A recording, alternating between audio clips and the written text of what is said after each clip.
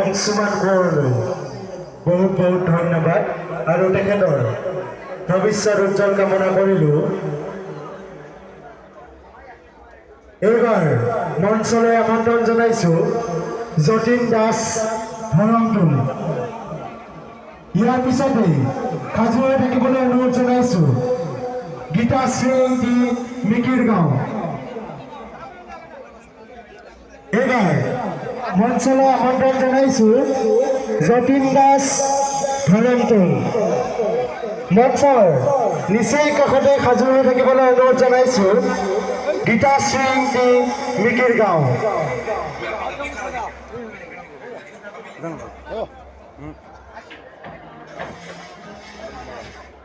জাঙ্গৰ হ্যাঁ